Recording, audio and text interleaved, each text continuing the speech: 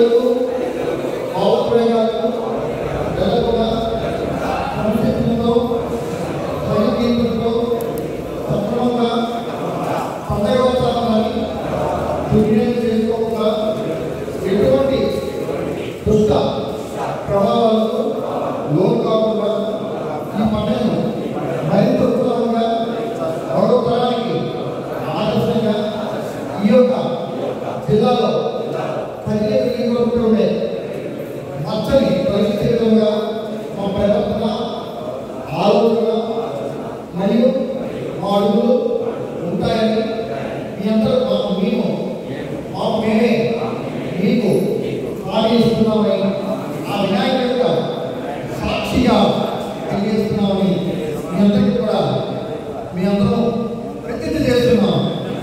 నమస్తే.